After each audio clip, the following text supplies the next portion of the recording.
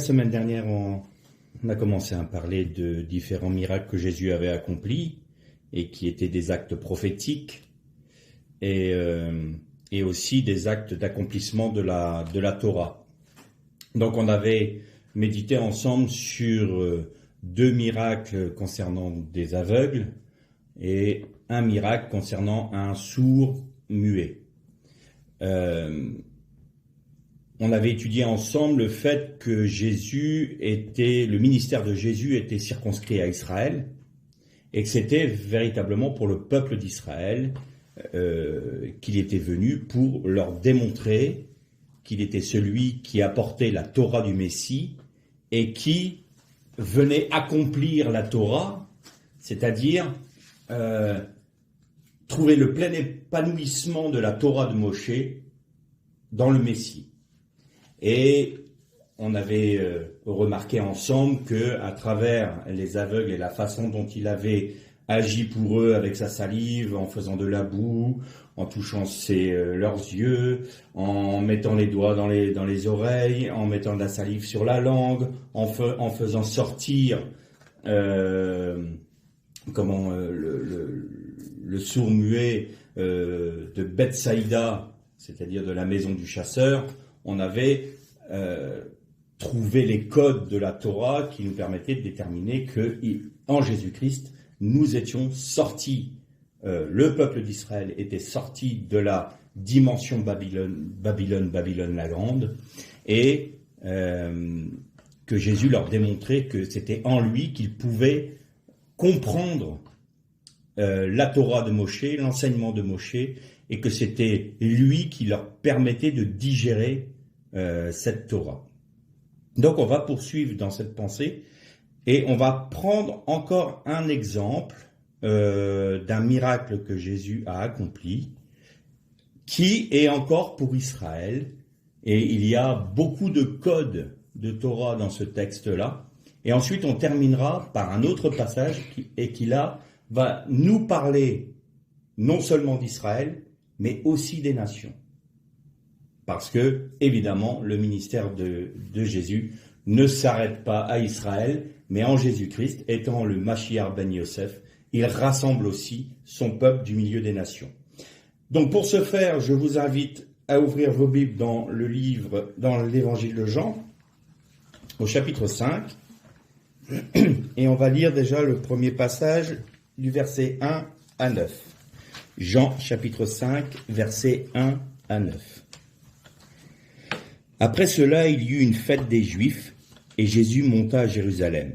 Or, à Jérusalem, près de la porte des moutons ou la porte des brebis, il y a un bassin qui s'appelle en hébreu Bethesda, et qui a 5 portiques. Sous ces portiques était couchée une multitude de malades, d'aveugles, d'infirmes, d'estropiés. Là se trouvait un homme malade depuis 38 ans. Jésus le vit couché, et sachant qu'il était déjà là depuis longtemps, il lui dit « Veux-tu retrouver la santé ?» Le malade lui répondit « Seigneur, je n'ai personne pour me mettre dans le bassin quand l'eau est agitée, pendant que moi, je viens, un autre descend avant moi. » Jésus lui dit « Lève-toi, prends ton grabat et marche. » Aussitôt, l'homme recouvra la santé, il prit son grabat et se mit à marcher. Or, c'était le Shabbat ce jour-là. On arrête là pour l'instant notre lecture. Jésus va à un bassin. Alors ce bassin, le bassin de Bethesda, était le lieu où l'on lavait les moutons et les animaux des sacrifices. Donc si vous prenez un plan de Jérusalem de l'époque de Jésus, vous voyez que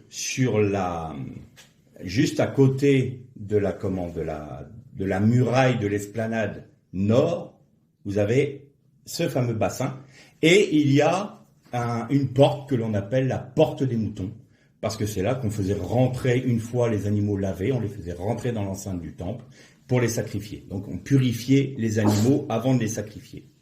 Et donc il nous est dit qu'il y avait 5 portiques, et sous ces portiques se trouvaient des estropiés, des malades, des infirmes, des aveugles. Il y avait une multitude de personnes qui, on pourrait dire, qui ne voyaient pas, qui n'entendaient pas, et qui ne pouvaient même pas marcher. selon, on va paraphraser, selon la Torah. Pourquoi est-ce que je dis la Torah? D'abord, on va parler du nom, Bet Chesda. Bet, vous connaissez maintenant suffisamment l'hébreu avec moi, savoir que c'est maison. Mais Chesda vient du mot Chesed, qui est la miséricorde. Donc le bassin s'appelait la maison de miséricorde. Et il y avait plein d'estropiés. Et il y avait 5 portiques. Pourquoi la Bible nous parle de 5 portiques comme si c'était important? Ça l'est parce que ces portiques correspondent aux 5 livres de la Torah. Et donc ces hommes et ces femmes, ils étaient là sous la Torah, sous l'enseignement de la Torah, dans l'enseignement de la Torah. Mais ils ne voyaient pas, ils n'entendaient pas, et ils ne pouvaient pas marcher selon la Torah parce que c'était intenable. Et Jésus vient et il prend un exemple, l'exemple d'un estropié. Et la Bible nous dit qu'il est là depuis 38 ans. Alors est-ce que c'est important? Oui, c'est important. Parce qu'il faut toujours remettre, je répéterai toujours ça, il faut toujours remettre dans son contexte hébraïque et historique. À l'époque, les évangélistes qui ont écrit les évangiles, et notamment Jean, connaissaient très bien les enseignements de la synagogue. Et vous savez que la Torah, pour les Juifs, c'est séparé en parachas. Et vous avez la paracha qui parle de la vache rousse, qui est à un endroit donné dans la lecture, et juste avant cette paracha, il nous est parlé de la révolte de Korah. Sauf qu'entre les 2 parachas, il y a 38 ans qui se sont passés. Entre la paracha de Korah, il nous est parlé de la révolte de Korah, mais ça c'était les 2 premières années de leur sortie d'Égypte, la Torah nous fait un bond de 38 ans pour nous parler de la vache rousse. 38 ans. Et la vache rousse, c'était pourquoi? La vache rousse, elle était mise à mort, brûlée, hors des murailles de Jérusalem, et à l'époque du Mishkan, c'est-à-dire du tabernacle, elle était hors du camp, hors de l'enceinte du camp. Et on brûlait entièrement la vache, il ne devait rien rester, on la brûlait avec de l'hysope, on la brûlait avec du cèdre et avec de l'écarlate. Ensuite, on récupérait cette cendre et on la mettait dans de l'eau vive dans un récipient. Alors, je répète la phrase. On la mettait dans de l'eau vive d'un récipient. Avez-vous déjà vu de l'eau vive dans un récipient? Par nature, quand elle est dans un récipient, elle n'est plus vive, l'eau. Elle ne coule plus, il n'y a plus de flux. Elle est enfermée dans un récipient. Donc il devait prendre la cendre, et en même temps qu'en versant l'eau vive dans le récipient, la cendre devait être mélangée en même temps. Et à quoi servait cette eau dite de purification? Elle servait à se purifier de la mort. Alors pourquoi est-ce que je parle de ça maintenant? Eh bien, on va maintenant faire un saut de quelques versets, et on va lire à partir du verset 19 jusqu'à 29. Et vous allez voir que Jésus répond aux pharisiens toujours pour le même miracle, donc du bassin de Bethesda, en ayant délivré, guéri cet estropié. Donc au verset 19, Jésus leur répondit donc, « Amen, amen, je vous le dis, le Fils ne peut rien faire de lui-même, sinon ce qu'il voit faire au Père. Ce que celui-là fait, en effet, le Fils aussi le fait pareillement. Car le Père est ami du Fils et lui montre tout ce qu'il lui-même fait. Il lui montrera les œuvres plus grandes encore pour que vous soyez étonnés. En effet, tout comme le Père réveille les morts et les fait vivre, ainsi le Fils fait vivre qui il veut. De plus, le Père ne juge personne, mais il a remis tout le jugement au Fils, pour que tous honorent le Fils comme ils honorent le Père. Celui qui n'honore pas le Fils n'honore pas le Père qui l'a envoyé. Amen, ve amen, je vous le dis, celui qui entend ma parole et qui croit, qui croit en celui qui m'a envoyé, a la vie éternelle. Il ne vient pas en jugement, il est passé de la mort à la vie. Amen, ve amen, je vous le dis, l'heure vient, c'est maintenant, où les morts entendront la voix du Fils de Dieu, et ceux qui l'auront entendu vivront. En effet, tout comme le Père a la vie en lui-même, ainsi il a donné au Fils d'avoir la vie en lui-même, et il lui a donné le pouvoir de faire le jugement, parce qu'il est le Fils d'homme. Ne vous en étonnez pas, car l'heure vient où tous ceux qui sont dans les tombeaux, entendront sa voix, et sortiront ceux qui auront fait le bien pour une résurrection de vie, ceux qui auront pratiqué le mal pour une résurrection de jugement. Alors ça, c'est très étonnant. Les Juifs, enfin les principaux responsables juifs, les prêtres, vont voir Jésus. Ils disent, mais attends, tu as guéri un malade pendant le Shabbat. Toujours la même définition. C'est pas normal. Tu ne dois pas faire ça pendant le Shabbat. On ne doit pas guérir quelqu'un pendant le Shabbat, on ne doit pas travailler. Jésus, une autre fois, leur avait bien fait comprendre que eux, ils étaient capables d'aller sortir une bête qui valait de l'argent d'un puits pour récupérer l'argent parce que c'est une Torah de vie. Mais un enfant d'Israël, il ne pouvait pas. Donc, ils montraient bien leur hypocrisie et leur perfidie.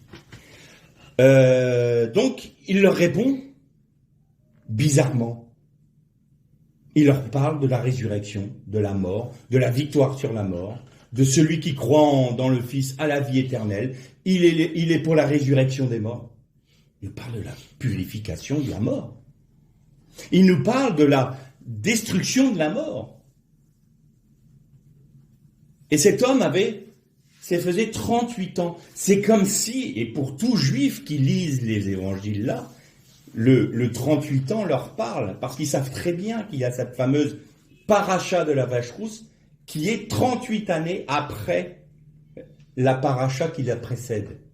Pour un juif, c'est logique. Nous, on passe là-dessus, on se dit 38 ans, ça fait 38 ans qu'il est malade. Oh là là là là, vous imaginez, le pauvre homme, 38 ans. Mais il y a une raison.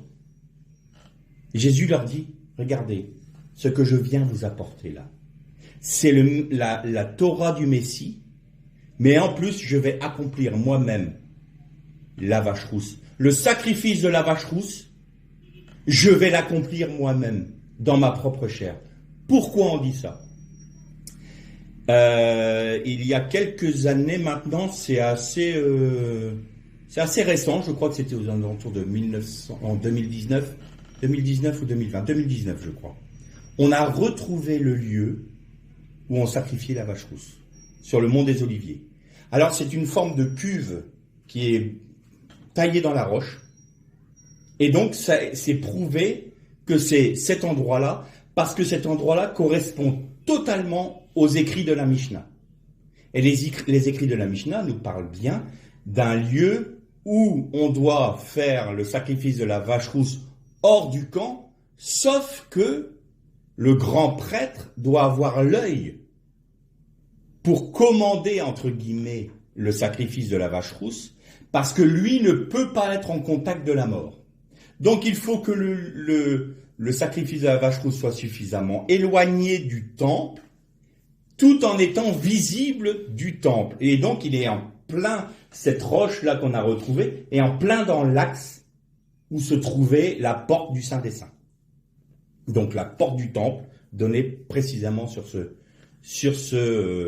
cet endroit du sacrifice de la vache rousse.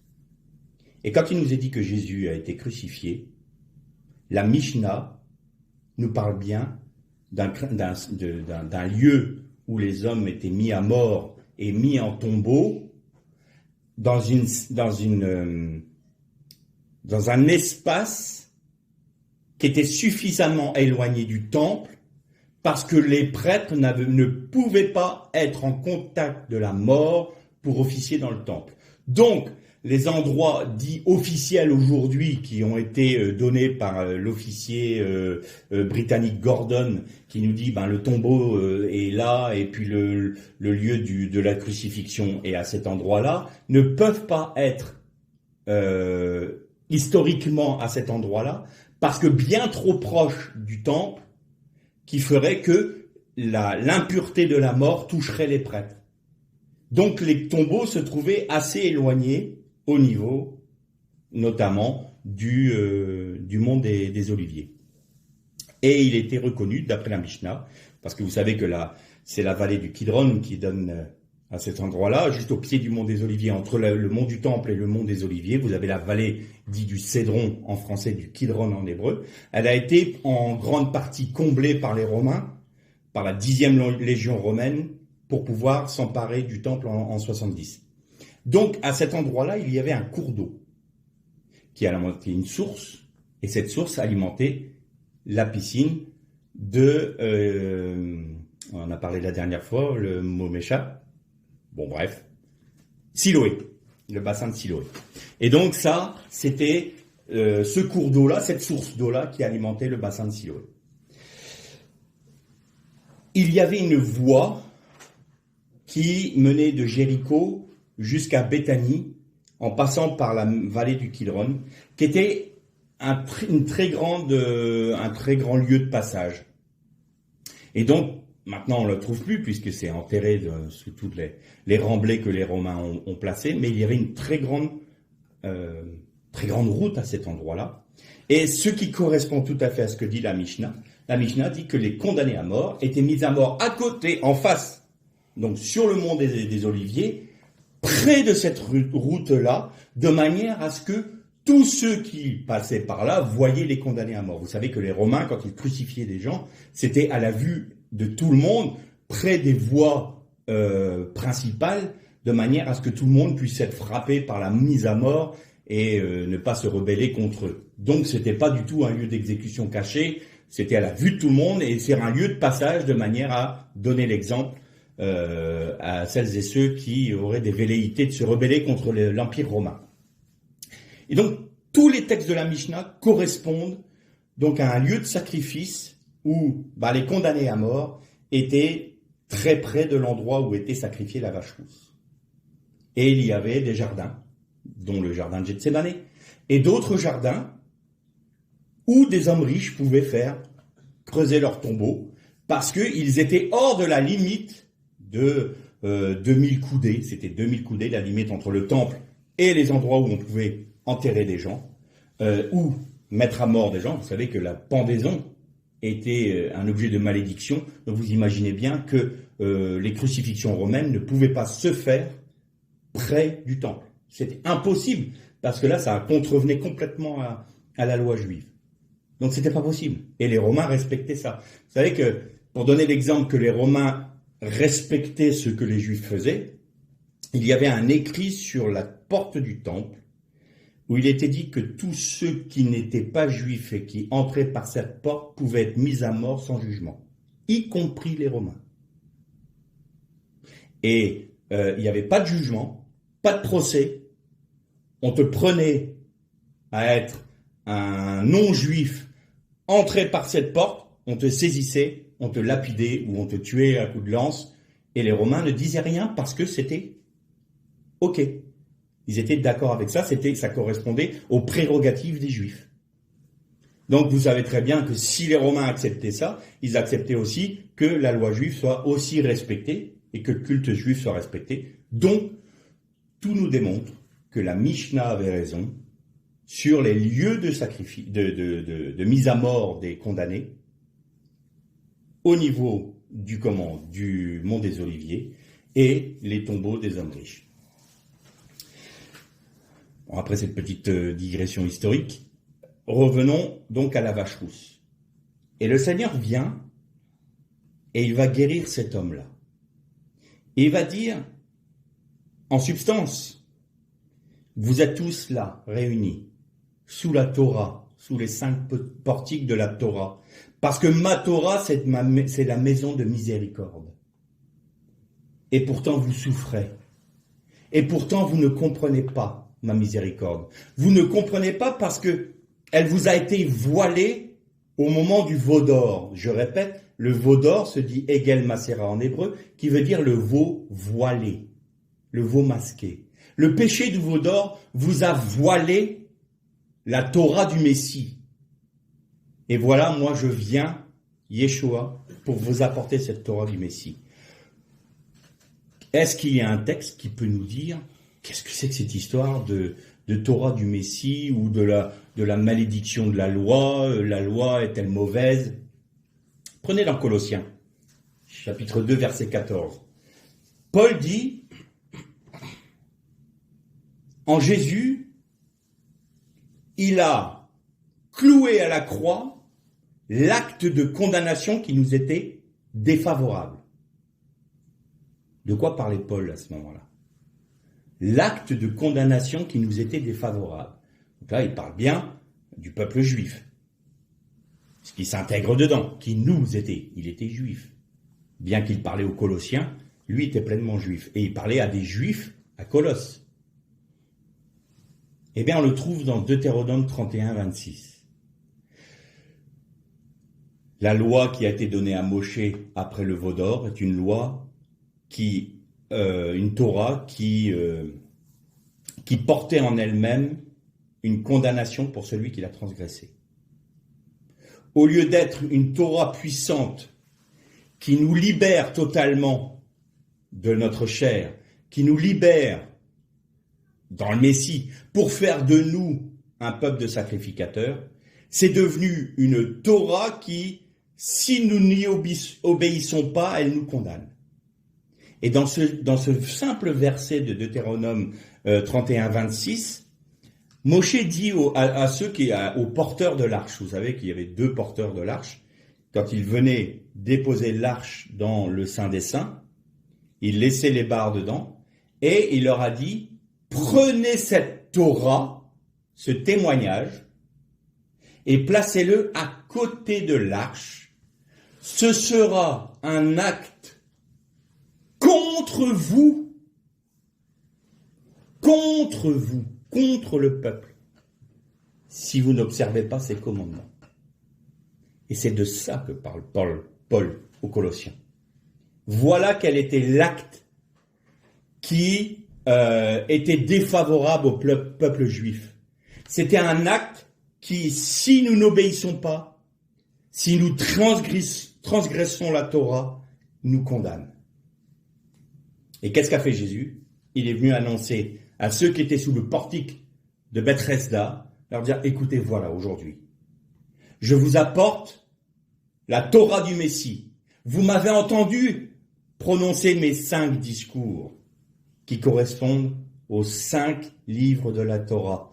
En d'autres termes, j'arrive et regardez, je vous apporte l'explication des 5 portiques de Bethesda. Je viens vous apporter la Torah du Messie dans la maison de miséricorde qui a pour base la Torah de Moshe. Mais que j'accomplis moi-même et que je vous explique et dont je vous donne la bonne interprétation. Et pour prouver ce que je dis, est-ce que tu veux être guéri? Pose la question à une personne, ça fait 38 ans qu'il est là. Et puis, il nous dit un passage assez étonnant. De temps à autre, un ange venait agiter l'eau dans le bassin. De temps à autre. C'est-à-dire que la Torah de Moshe était limitée dans la grâce. À cause du péché du veau d'or. Et le péché du veau d'or était la conséquence, de la vente de Yosef par les frères, par les tribus d'Israël, par les fils de Jacob. Et Jésus dit, je viens là pour vous apporter ça. C'est limité. De temps à autre, vous avez un ange qui vient rendre l'eau vive. Et celui qui s'y plonge est guéri. Mais moi, je viens pour vous dire, je délivre tous ceux qui viennent à moi. Venez à moi, vous qui êtes fatigués et chargés. Venez boire de mon eau. Je suis la source d'eau vive. Parce que quand je vais être élevé, je paraphrase évidemment, mais le moment où les évangiles ont été écrits, tous ceux qui lisaient les évangiles avaient l'arrière-plan juif de la Torah de Moshe, la vache rousse, 38 ans, ils comprenaient les accomplissements. Ils comprenaient tout cela. Et même les païens qui s'étaient rattachés à Israël le comprenaient aussi. Pourquoi? Parce que dans Acte 15, le fameux décret apostolique, les païens qui se rajoutaient aux Notzrim, c'est-à-dire aux Nazaréens, aux Juifs qui ont cru en Yeshua, eh bien, ils allaient dans les synagogues pour apprendre la Torah. Ce qu'on n'aurait jamais dû abandonner d'ailleurs, mais dont les pères de l'Église nous ont bien séparés et nous ont bien éloignés. Donc aujourd'hui, nous, on est bien obligés d'essayer de recomprendre des choses qui auraient été évidentes pour nous. Les 38 ans nous auraient sauté aux yeux. Les 5 portiques de la piscine de Beth-Resda, ça nous aurait sauté aux yeux également. Mais là, maintenant, on lit ça parce qu'on ne connaît pas l'arrière-plan juif. On ne connaît pas l'étude de la Torah. On ne connaît pas les parachas. Mais pour l'époque, c'était évident. Évident. Et Jésus dit, regardez, je vais être un sacrifice d'élévation. Le Fils de l'homme va être élevé. Je vais subir toutes les morts, on en a déjà parlé, toutes les morts du sacrifice. Et je vais être consumé par le jugement de Dieu, comme la vache rousse. Il va y avoir l'hysope, la branche d'hysope qui a été utilisée pour lui donner à boire. Il y aura l'écarlate, le péché. Mais il y aura aussi prophétiquement la tunique de la royauté, parce que mon royaume vient. Et je vais faire pour vous le sacrifice de la vache rousse moi-même. C'est pour moi. Mais comme elle était rousse, se dit, c'est Édoma, la vache Édoma, rouge, et Édom, c'est les nations. Donc la vache rousse, là, je vous l'annonce pour Israël, aujourd'hui. Je vous dis que tous ceux qui sont sous la loi de Moïse, je viens vous apporter la Torah du Messie. Si vous l'acceptez, est-ce que tu veux l'accepter? Veux-tu être guéri? C'est ça que Jésus disait. Veux-tu accepter la Torah du Messie? Oui. Et je sais, il y a de temps en temps un ange qui vient nous donner de l'eau vive, mais c'est de temps à autre. Cette Torah-là n'est pas suffisante pour nous parce que c'est un acte de condamnation et on a des bénédictions, mais qui sont temporaires. Et Jésus dit, bien moi je viens t'apporter l'eau vive pour l'éternité. Est-ce que tu veux être guéri? Oui Seigneur, mais personne n'est là pour me pousser. Dans la piscine, dans le bassin, quand l'ange vient l'agiter. Eh bien aujourd'hui je suis plus qu'un ange. Ange, ça dit malach en hébreu, et malach ça veut dire un envoyé. Donc de temps en temps, Dieu a envoyé un envoyé dans l'eau pour guérir ceux qui parmi son peuple étaient sous le jugement et la condamnation de la loi de Moshe, de la Torah de Moshe. Et Jésus dit, en moi, vous avez la guérison totale et la compréhension de la Torah. Donc vous voyez que la semaine dernière, on avait vu qu'il nous permettait de digérer la Torah. Il permettait de nous donner une vision claire de ce qu'était la Torah. Il nous permettait d'entendre la Torah, tout en nous faisant sortir de la maison du chasseur, c'est-à-dire de Babylone la Grande. Et aujourd'hui, il dit au peuple d'Israël, je suis venu pour accomplir pour vous le sacrifice de la vache rousse, de manière à ce que vous soyez purifiés. De quoi? De la maladie, de vos infirmités? Non, le reste du texte ne fait que nous parler délivrés de la mort. Je vous amène la vie. Par mon sacrifice, vous êtes purifiés de la mort. C'est-à-dire que la mort n'a plus de pouvoir sur vous. Et vous, si vous croyez en moi, vous croyez aussi en mon Père. Et vous avez la vie en mon Père. Donc si vous croyez avoir la vie en mon Père, vous croyez en moi que le Père a envoyé, et je vous délivre de la mort également. Je vous purifie de la mort. Donc ça va au-delà de simplement permettre à cet homme de prendre son cabas et de sortir et de partir en marchant. Il dit non, tu as plus que ça. Tu as plus que ça. Non seulement je te guéris, je te permets de marcher selon la Torah du Messie maintenant. Tu es passé des portiques de la Torah de Moshe aux portiques de la Torah du Messie, parce qu'aujourd'hui je suis venu te révéler la plénitude de la maison de miséricorde, Beth-Resda. Je suis venu te l'apporter. Et alors, la conséquence de ta foi, c'est que non seulement tu marches selon la Torah du Messie, mais en plus, le fait de marcher selon cette Torah-là, tu as la vie. t'es libéré de la mort, t'es délivré de la mort, t'es purifié de la mort. Et à un moment, dans le texte, il dit à cet homme qui le retrouve, il lui dit, ne pêche plus. C'est-à-dire, ne manque plus le but, ne retourne pas sous une Torah qui n'est pas la mienne, parce qu'il t'arrivera pire. Ça veut dire quoi? Je vais redevenir malade, je vais redevenir infirme? Non! Tu vas sortir du courant de vie. Ça va plus être l'eau vive qui va couler. Ça va être une eau stagnante. La vache rousse, il y avait de l'eau vive qui était dans un récipient. Jésus a dit, je suis la source d'eau vive. Des fleuves d'eau vive couleront du sein de celui qui croit en moi. J'accomplis pour vous le sacrifice de la vache rousse. C'est mon sacrifice qui fait que de l'eau vive coule. C'est mon sacrifice. C'est la foi dans ce que je suis, dans ce que je fais, qui fait que maintenant tu n'as plus besoin d'attendre que l'eau de temps en temps de la piscine de Bethesda s'agite. Elle est en permanence pour toi une eau vive.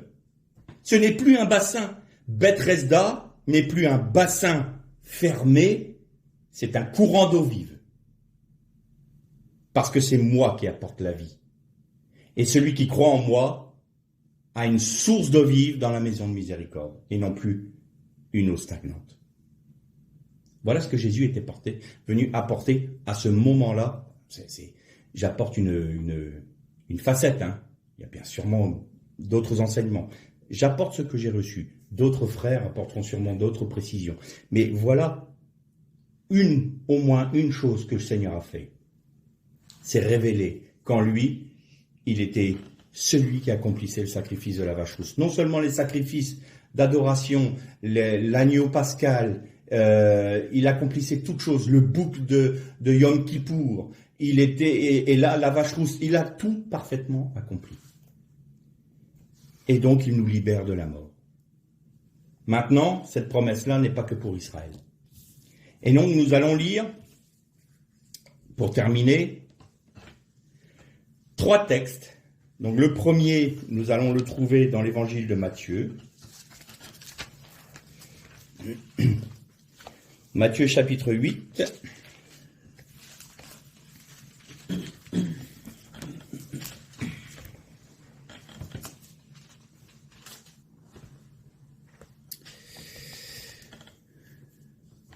Alors, que je retrouve le passage. Et après, on va commencer à lire à partir du verset 28. Donc, Matthieu 8, 28. Quand il eut abordé sur l'autre rive, dans le pays des Gadaréniens, 2 démoniaques sortirent des tombeaux, vinrent au-devant de lui. Il était si redoutable que personne n'osait passer par là. Ils lui crièrent, « Pourquoi te mêles-tu de nos affaires, fils de Dieu ? Es-tu venu ici pour nous tourmenter avant le temps ?» Il y avait loin d'eux un grand troupeau de cochons en train de paître. Les démons suppliaient Jésus, « Si tu nous chasses, envoie-nous dans ce troupeau de cochons. » Il leur dit, « Allez. » Et ils sortirent et s'en allèrent dans les cochons. Alors tout le troupeau se précipita dans la mer du haut de l'escarpement, et ils moururent dans les eaux. Ceux qui les faisaient paître s'enfuirent et allèrent raconter dans la ville tout ce qui était arrivé. On va lire un autre passage dans l'évangile maintenant de Marc, au chapitre 5 et au premier verset. Ils arrivèrent sur l'autre rive de la mer, dans le pays des Géraséniens. Sitôt qu'il fut descendu du bateau, un homme sortant des tombeaux et possédé d'un esprit impur vint au-devant de lui. Il avait fait sa demeure dans les tombeaux et personne ne pouvait le lier, même avec une chaîne, car souvent il avait eu les fers aux pieds et avait été lié de chaînes, mais il avait rompu ses chaînes et brisé ses fers, et personne n'avait la force de le maîtriser. Il était sans cesse dans les tombeaux et sur les montagnes, nuit et jour, criant et se blessant avec des pierres. Il vit Jésus de loin, accourut, se prosterna devant lui et cria, « Pourquoi te mêles-tu de mes affaires, Jésus, fils de Dieu, du Dieu très haut, pardon. Je t'en conjure au nom de Dieu, ne me tourmente pas. » Car Jésus lui disait, « Sors de cet homme, esprit impur. » Et lui demandait, « Quel est ton nom ?» « Mon nom, lui répondit-il, c'est Légion, car nous sommes beaucoup. » Et il le suppliait instamment de ne pas les envoyer hors du pays. Or, il y avait là, près de la montagne, un vaste troupeau de cochons en train de paître. Les esprits impurs supplièrent Jésus, envoie-nous dans ces cochons et que nous entrions en eux. Il le leur permit, les esprits impurs sortirent, entrèrent dans les cochons, et le troupeau se précipita dans la mer du haut de l'escarpement. Il y avait environ 2000. Ils se noyèrent dans la mer. Un troisième passage qui nous parle de la même chose dans Luc, chapitre 8.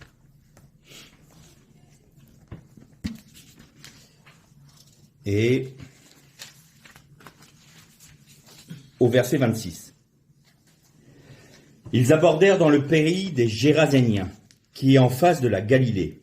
Lorsqu'il fut descendu à terre, un homme de la ville qui avait des démons vint au-devant de lui. Depuis longtemps, il ne portait pas de vêtements et il ne demeurait pas dans une maison, mais dans les tombeaux. Voyant Jésus, il poussa un cri, tomba à ses pieds et dit d'une voix forte, « Pourquoi te mêles-tu de mes affaires, Jésus, fils du Dieu très haut? Je t'en prie, ne me tourmente pas. » Car Jésus l'enjoignait à l'esprit impur de sortir de l'homme, dont il s'était emparé depuis longtemps. On le gardait lié de chaînes et de fer aux pieds, mais il les brisait et était poussé par le démon dans les déserts. Jésus lui demandait, « Quel est ton nom ?» « Légion, répondit-il, car beaucoup de démons étaient entrés en lui, et il le suppliait de ne pas leur ordonner de s'en aller vers l'abîme. Il y avait là un important troupeau de cochons en train de paître sur la montagne. Les démons le suppliaient de leur permettre d'entrer en eux. Il le leur permit. Les démons sortirent de l'homme, entrèrent dans ces cochons, et le troupeau se précipita dans la mer du haut de l'escarpement. Voilà 3 récits qui nous parlent de la même scène. Et on remarque qu'il y a des différences dans les 3 récits. Matthieu nous parle de 2 hommes. Marc et Luc nous parlent d'un seul. Les évangiles sont complémentaires, c'est pas du copier-coller, parce qu'autrement un seul évangile aurait suffi pour parler d'une même scène. Et il suffisait que les frères se réunissent, disent voilà, quels sont tes souvenirs? Ben moi c'est ça, ils auraient écrit d'un commun accord, on aurait eu un seul évangile et c'était bon. Là il y en a 4. Il y a donc 3 évangiles synoptiques, c'est-à-dire qui nous dépeignent précisément ce qu'a fait Jésus. Et il y a un évangile que j'appelle plus prophétique et plus,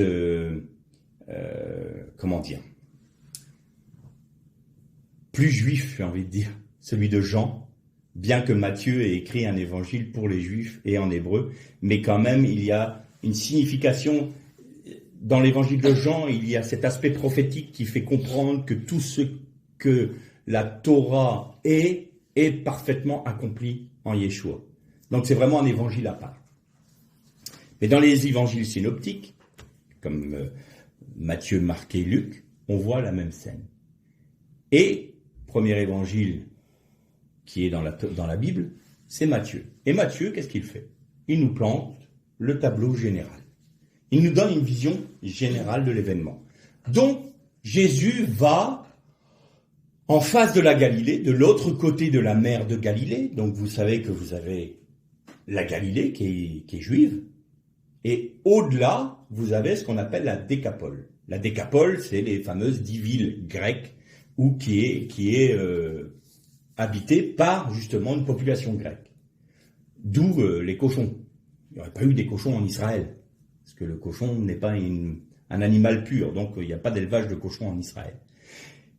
Et Jésus là il sort d'Israël. Et qu'est-ce qu'il fait en sortant d'Israël? Il voit 2 démoniaques, 2 typologies de personnes. Où ça? Dans le monde grec. On va paraphraser. Il voit 2 entités, 2 types de personnes dans les nations. Puisque c'est Rome qui dirige, qui a vaincu tout le monde, et pourtant la Décapole est grecque. Aujourd'hui, on parlait de l'Occident. L'Occident, c'est gréco-romain. C'est les nations. Et il y a 2 personnes. Et Matthieu nous parle de ces 2 personnes qui vivent dans des tombeaux. Donc ils vivent dans la mort. Marc va nous parler d'un de ces démoniaques, et Luc va nous parler de l'autre. Et ce qui est intéressant, c'est qu'un des démoniaques, il était poussé par les démons sur les montagnes et il se blessait avec les pierres. Alors ça, c'est un peu bizarre. Et le deuxième, il était poussé par le démon dans le désert. Et il était nu. Bon, qu'est-ce qu'on peut tirer comme conclusion de tout ça? Ces deux personnages-là nous parlent des membres des nations et du peuple juif qui est dispersé dans les nations. Et les deux qui n'ont pas reconnu le Messie, qui n'ont pas reconnu, les nations n'ont pas reconnu le Messie d'Israël, et Israël n'a pas reconnu son Messie. Eh bien là, Jésus prophétise de ce qui va arriver. C'est-à-dire que mon peuple va être dans la diaspora, va être dans le monde gréco-romain. Il va être dispersé. Et moi, je suis venu pour apporter la Torah du Messie aux deux entités, juifs comme non-juifs. Parce que vous êtes tous, non, mais je ne dis pas que les juifs sont possédés et que nous sommes possédés. Je suis en train de dire qu'on est tous hors de Christ et hors de la pensée de Dieu, influencés par l'ennemi, influencés par Satan, donc conduits par les démons. Il ne faut jamais oublier qu'à Babel, les nations, enfin l'humanité sous Nimrod avait demandé l'aide des démons pour pouvoir vaincre Dieu, en voulant en faire la ville de Babel et cette fameuse tour de Babel. Ils avaient demandé l'aide des démons, dans l'occultisme notamment, pour se rebeller contre Dieu. Et donc là, on est dans un monde gréco-romain qui est l'héritier de Babel et qui est la typologie de la Grande Babylone. Et la Grande Babylone, elle, est conduite par les démons. Si vous le relisez l'Apocalypse, vous voyez qu'il y a les grenouilles, les mouches, tout ça, ça parle des esprits impurs. Donc c'est les démons qui commandent tout cela. Et les Juifs qui ne reconnaissent pas leur Messie sont influencés par ce monde démoniaque. Et les nations sont idolâtres par nature. Et donc le premier, c'est quoi? Il nous est pas dit qu'il est nu, lui. Il n'est pas nu, pourquoi? Parce qu'il a la Torah. Les Juifs ont la Torah. Il leur a été donné la Torah. Donc ils ne sont pas nus. Et puis, il est appelé à être élevé. Il va sur les montagnes, mais il se blesse sur les pierres. Pourquoi? C'est quoi? Qu'est-ce que ça veut dire? Ils ont rejeté la pierre angulaire. Ils ont rejeté la pierre d'angle. Et elle est devenue pour eux une pierre d'achoppement. Le peuple juif qui a la Torah, qui doit comprendre et reconnaître son Messie, monte, s'élève vers la montagne de Dieu en disant « Nous avons la Torah et nous nous élevons sur les montagnes, mais nous nous achoppons sur les pierres, nous nous blessons sur la pierre de l'angle. »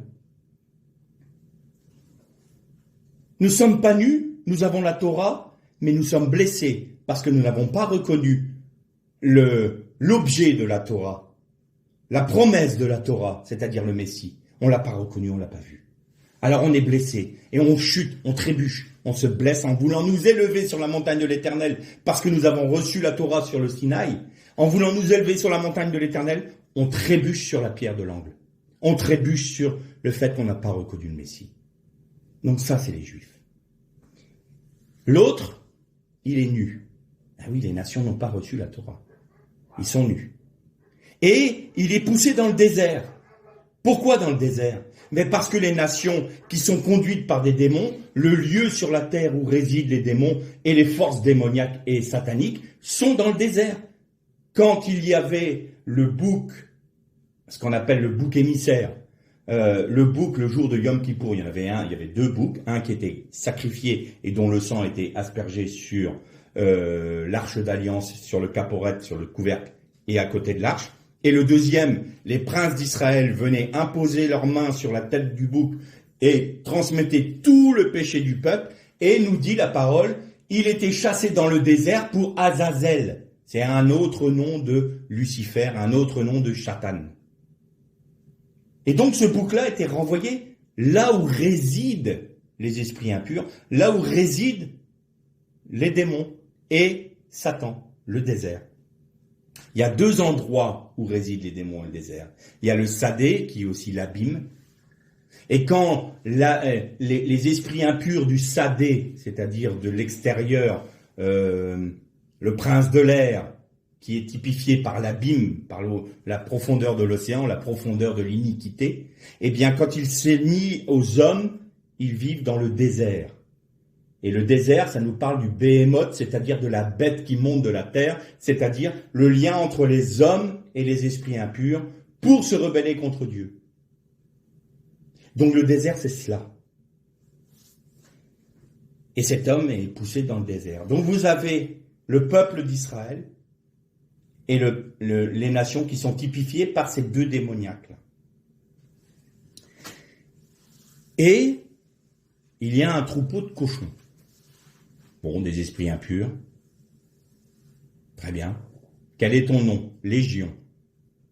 Il n'y a pas de hasard, vous allez voir. Légion. Les démons disent à Jésus, mais tu vas nous tourmenter avant l'heure. C'est pas le moment. On ne doit pas retourner maintenant dans l'abîme. C'est pas l'heure. D'une, t'as pas été à la croix. C'est pas le moment. Que fais-tu? Écoute, tu vois le troupeau de cochons là-bas, permet que nous nous incarnions dedans. Un esprit impur, et ça c'est aussi dans la tradition juive et dans la Kabbale juive, un esprit impur a un besoin effréné de s'incarner. Parce qu'un esprit impur ne peut pas mettre en pratique son impureté sans un corps. Et donc leur besoin, c'est de s'incarner pour pouvoir assouvir leur iniquité. Ils sont esprits. Donc ils se servent de corps pour pouvoir exécuter leur iniquité. Et est-ce qu'on peut aller dans ce troupeau de cochons? Et Jésus dit, allez-y. Et les troupeaux de cochons, vers où se précipitent-ils? D'eux-mêmes, en ayant reçu légion en eux, en ayant reçu les esprits en eux, ils retournent là où est leur place, ils sont dans l'abîme.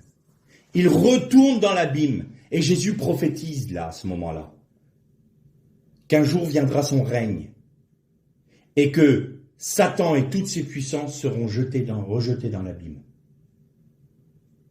Et au terme de tout cela, ils seront rejetés définitivement dans l'abîme, c'est-à-dire les temps de feu, avec la mort, ses esprits impurs et Satan lui-même. Et les agents de Satan qui se sont fait ses alliés parmi les hommes, faux prophètes, antichrist, tout cela seront précipités dans l'abîme. Alors, pourquoi le troupeau de cochons? Mais il y a une raison très simple. Donc en 66 de notre ère, les Juifs se rebellent contre l'Empire romain. Vespasien vient avec ses légions et il va pour mater la révolte juive. Il y a deux légions qui arrivent au nord-ouest de Jérusalem et s'implantent. C'est la 12e et la 15e légion. On a la 5e légion qui arrive au sud-ouest de Jérusalem. Et on a la 10e légion qui se place sur le mont des Oliviers. Cette 10e légion-là, elle va remblayer la vallée du Kidron, de manière à pouvoir attaquer facilement le temple. Tandis que la 11e et la 13e légion viennent par le nord de la ville pour rentrer par la fameuse forteresse Antonia, ils viennent par là et amènent tous leurs engins de siège au niveau de la forteresse d'Antonia. Qu'est-ce qu'ils font les Juifs? Ils creusent un tunnel sous les murailles de la forteresse d'Antonia et ils mettent le feu dans les galeries. Ça a pour conséquence de fragiliser le terrain et toute la muraille nord de la forteresse d'Antonia s'effondre, faisant brûler ainsi les tours de siège et les catapultes romaines. malheureusement, le fait que la muraille s'effondre, ça a ouvert un accès direct sur une porte de l'esplanade du temple. Donc la 11e et la 15e Légion sont venues pour attaquer à cet endroit-là, tandis que la 5e Légion attaquait par le sud et que la 10e Légion venait attaquer par l'est. Et à ce moment-là, il y a l'équivalent d'une légion romaine qui a été décimée par les Juifs. Ça a été une lutte acharnée, terrible. Et ils sont rentrés sur l'esplanade du temple. Là, c'était Titus qui attaquait. Pourquoi ? Parce qu'en 68, Néron meurt. Et Vespasien retourne très rapidement à Rome, ayant le soutien des légions d'Orient pour pouvoir se faire élire empereur. Et donc Titus, qui était un co-empereur, entre guillemets, en 70, termine le boulot. Et c'est de cette fameuse attaque dont je parle là. À l'origine, Titus n'avait rien contre les Juifs, et un des grands sages d'Israël lui avait demandé à ce qu'au moins on sauve le temple. Et Flavius Joseph nous dit que, logiquement, Titus avait dit non, on va pas détruire cet édifice-là. Déjà, c'est Hérode qui l'a édifié, puis il est magnifique, quoi. Mais d'après Flavius Joseph, ou certaines histoires, mais là, il faut peut-être prendre ça avec des pincettes, un soldat romain a jeté un flambeau dans le temple qui a mis le feu au temple. Et là, Titus a dit, détruit pour détruire, on rase tout. Comme ça, une fois pour toutes, on va mater la révolte juive. Et ils ont rasé le temple. En faisant cela, ils accomplissaient ce que Jésus avait dit à ses disciples, il ne restera pas pierre sur pierre de cet édifice. La première légion, avant de parler de ça, on va parler du livre de Daniel. Vous vous souvenez quand Jésus a dit, il ne restera pas pierre sur pierre de cet édifice, il a dit, ses disciples lui disent, quel sera le signe au singulier de l'avènement de ton royaume? Il n'a pas dit les signes. Et je vois qu'aujourd'hui, dans le monde évangélique et partout, les signes de la fin du temps se font de plus en plus voir. Il y a de plus en plus de guerres, il y a de plus en plus de catastrophes naturelles, il y a de plus en plus de ceci, il y a de plus en plus de cela. Jésus leur a dit, mais non, c'est pas ce qu'a dit Jésus du tout. Il n'a pas dit, voici quels seront les signes de mon avènement, de l'avènement de mon royaume, il y aura des guerres, une nation contre une nation. Non, il dit ça, c'est la marche de l'humanité normale, parce que depuis que l'homme s'est rebellé contre Dieu, l'homme veut faire une société hors de Dieu et ne peut pas s'entendre. Donc, vous verrez des guerres, une nation qui se ligue contre une autre nation, un royaume contre un autre royaume, il y aura des tremblements de terre, il y a des conséquences sur la création, il y aura des cataclysmes. Mais Jésus leur dit, c'est pas ça le signe. Et nous, on est resté là-dessus. Et j'entends des enseignements qui disent, regardez, les guerres s'accentuent, il y a de plus en plus, les tremblements de terre se rapprochent, il y a des signes dans les cieux et tout ça. C'est ça le signe du retour de Jésus. Non, c'est pas ce que Jésus a dit. Jésus a dit, vous allez voir ça, mais ne vous inquiétez pas, c'est pas le temps. Et il le dit explicitement. Relisez Matthieu 24. Ce n'est pas le temps. Vous verrez ces choses, mais ce n'est pas le temps. Voici le signe que mon avènement est proche. Quand vous verrez la désolation de l'abomination dans le sein des saints, vous saurez qu'à ce moment-là commence la tribulation de Jacob, ce qu'on appelle nous la grande tribulation. Sauf que la grande tribulation n'est mentionnée que 2 fois dans le livre de l'Apocalypse. Mais il nous est parlé dans les prophètes du jour terrible de Jacob. Jour de l'éternel, comme il n'y a jamais eu, comme il n'y aura jamais plus. Alors on s'est dit 3 ans et demi, parce qu'il y a un temps d'un temps et la moitié d'un temps. Donc 3 ans et demi de séduction de l'Antichrist et 3 ans et demi de persécution qui se terminera par l'attaque de Jérusalem, enfin d'Israël, et Jésus qui viendra sur le mont des Oliviers, qui détruira donc la grande tribulation 7 ans. C'est pas ce que la Bible nous dit. C'est pas ce que la Bible nous dit. Quand vous verrez l'abomination de la désolation dans le sein des saints, vous saurez qu'à ce moment-là est venu le jour de l'Éternel. Terrible. Pour Jacob, Dans le livre de Daniel, il y a au moins deux mentions de cette abomination de la désolation. Et dans les deux passages, il y a des fautes d'hébreu. Il y en a un passage où il y a un adjectif qui manque.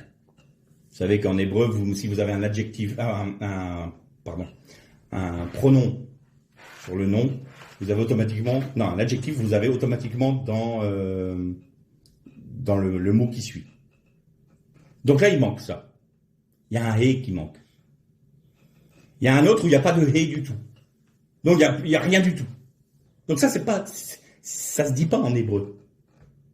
Mais ce qui est étonnant, c'est que dans les évangiles, ils ont reproduit cette faute-là en grec. Donc il y a une importance.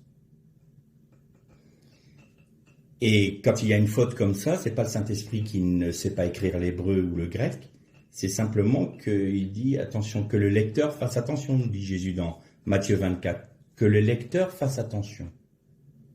Quand vous verrez s'accomplir cette parole de Daniel, que le lecteur fasse attention. Ah bon? Qu'est-ce qu'il faudra faire? Que celui qui est en Judée fuit. Que ceux qui sont à Jérusalem ne prennent pas leurs affaires. Que celui qui est sur son toit fuit. Fuyez Jérusalem, fuyez Israël.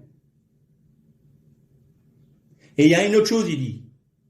Vous verrez les armées ennemies environner la ville sainte. Il parle exactement de ce qui s'est passé en 70. Et là, dans ce texte que l'on a lu sur les démoniaques, Légion va s'incarner dans des cochons. Donc c'est un système mondial qui vient lutter contre l'esprit de Dieu, contre Dieu, et vient détruire le temple et la ville sainte. La 10e Légion est la première à avoir planté son enseigne à l'emplacement même où était le Saint des Saints, sur le rocher où était le Saint des Saints, où on plaçait l'Arche d'Alliance, à l'époque où elle n'avait pas encore disparu. C'est la première légion à avoir planté son enseigne. Et l'enseigne de cette légion était un sanglier, l'emblème.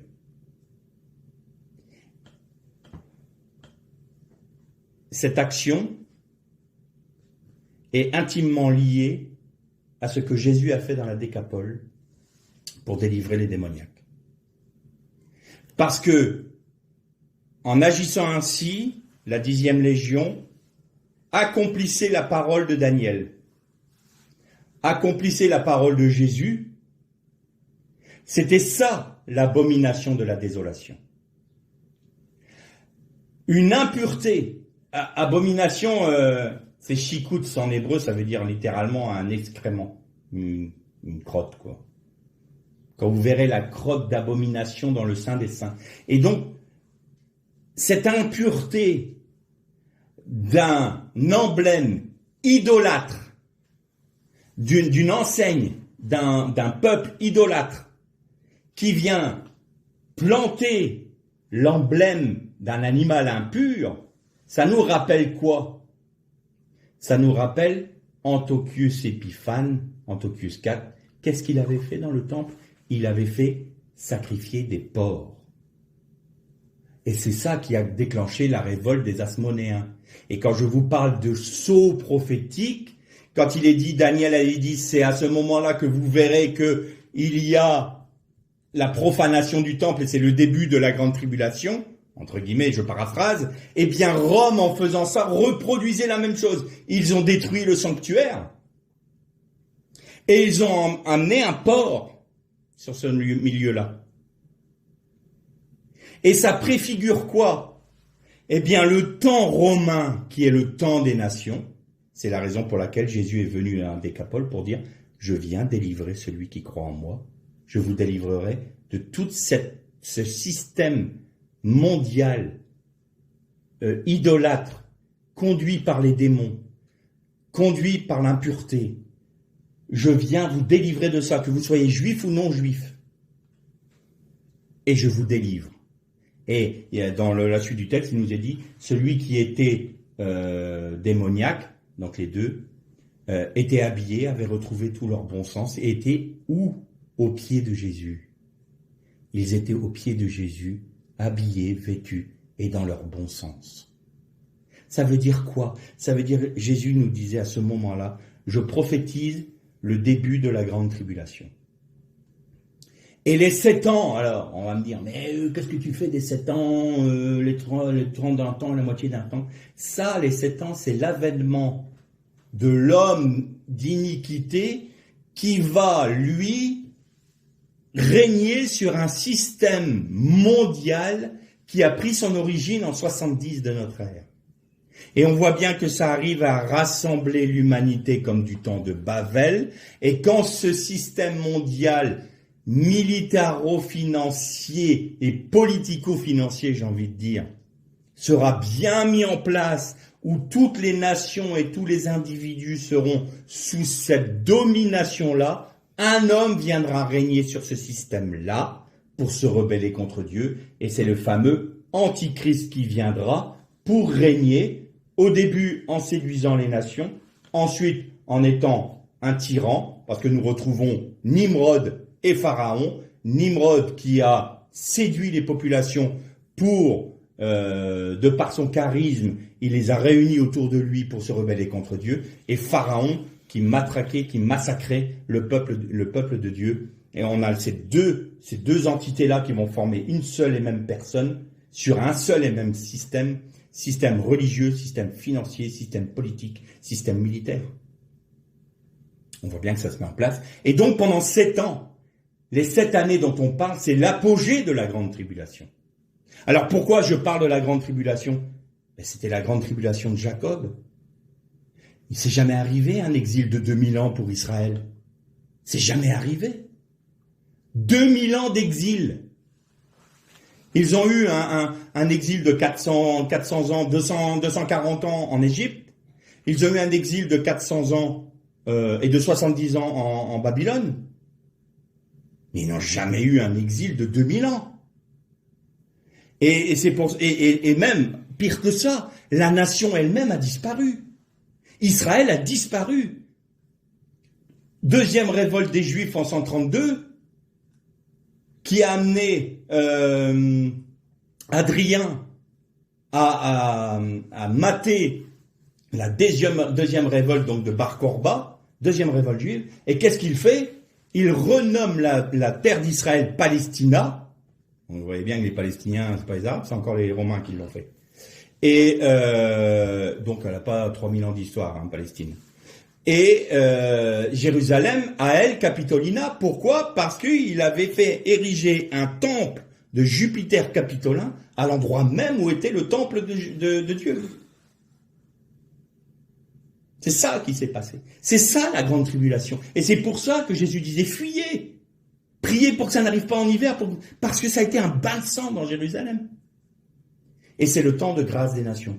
Pendant que les Juifs, pendant que Israël est dispersé dans les nations, eh bien Jésus, l'Esprit de Dieu agit dans le cœur des nations pour qu'ils se rattachent aux promesses d'Israël, ce que nous vivons aujourd'hui. Et ce temps-là est sur le point d'arriver à son terme, parce que Israël est revenu à la vie, le peuple d'Israël revient sur sa terre, et bientôt la porte de la grâce va se fermer, tout comme la porte de l'arche s'est fermée sur Noach et sa famille. Donc, c'est ça la grande tribulation. Et c'est pour ça que dans l'Apocalypse, vous pouvez trouver toute cette multitude qui est en vêtements blancs, et les gens demandent, mais qui sont ces gens-là? Ce sont ceux qui sont morts en Christ pendant la grande tribulation. C'est pas ceux qui sont morts juste pendant 7 ans, parce que les autres, ils seraient où, alors, à ce moment-là? Ça veut dire que nous, si c'est dans le futur, la grande tribulation, nous, on est nulle part à ce moment-là. C'est pas logique. Mais ce n'est pas les signes de l'avènement, c'est le signe de l'avènement. Et quel est ce signe? C'est l'abomination de la désolation qui est dans le Saint des Saints. Et c'était à ce moment-là où la 10e Légion romaine a planté son emblème qui était un porc, rappelant ainsi les porcs sacrifiés par Antiochus IV Épiphane. Donc nous y sommes, c'est ce temps-là, c'est ce que Jésus prophétisait, mais en même temps il disait, non seulement je viens vous délivrer de ce système mondial, je viens vous délivrer de de l'emprise des démons. Je viens vous délivrer de Satan. Je détruis les œuvres de Satan dans vos vies. Donc maintenant, je vous ai vêtu d'un vêtement blanc. Je vous ai vêtu de ma Torah. Et vous êtes à mes pieds dans votre bon sens. Voilà ce que prophétisait. Et qu'est-ce qu'il en était pour ce fameux système inique? Il va retourner là où est sa place, dans l'abîme. Levez les yeux, car votre délivrance est proche. Donc voilà sur ces deux méditations que nous avons eues. On aurait pu prendre beaucoup d'autres exemples, mais on comprend que Jésus, à travers tous les miracles qu'il a accomplis, ce ne sont pas simplement pour faire joli dans la belle histoire de Jésus sur la terre. Il y avait toujours une dimension d'accomplissement de la Torah et une dimension eschatologique. Donc il nous faut comprendre ce que Jésus nous dit. Jésus nous dit, je suis venu vous délivrer, je suis venu vous apporter ma Torah. Venez à mes pieds, venez écouter mon enseignement. Obéissez à ma Torah, soyez mes disciples. En agissant ainsi, en acceptant mon fardeau, mon joug, eh bien vous êtes sortis du système de Babylone la Grande. Vous n'êtes plus dominés par les démons. Vous êtes vêtus de ma Torah et vous avez le bon sens selon Dieu, pas le bon sens selon les hommes. Venez à moi, vous qui êtes fatigués et chargés. C'est moi qui vais vous donner la possibilité de comprendre la Torah. C'est par ma salive, c'est ce qui sort de ma bouche. Mes paroles, je vous aide à digérer ma parole. Je vous permets de comprendre quelle est ma volonté parce que je vous débouche les oreilles de votre être intérieur pour entendre la voix de Dieu par son esprit. C'est moi qui vous permets de parler selon mon cœur parce que en écoutant, vous entendez. En regardant, vous voyez de ma vision, vous entendez de mon audition et vous pouvez parler en mon nom parce que c'est moi qui parle à travers vous. Et plus que ça, votre marche est assurée. Vous n'êtes plus estropié. Vous n'êtes plus sous la piscine de Bethesda, mais qui, de temps en temps, a un peu d'eau vive qui s'agite, puis tout d'un coup, ça redevient une eau stagnante. Non, en moi, vous avez éternellement et en permanence une source d'eau vive qui vous permet de marcher selon ma parole, selon les 5 portiques de la Torah du Mashiach. Et donc, vous êtes libérés des démons, libérés de Satan, et vous êtes en moi, dans les lieux célestes, à la droite du Père. Shalom.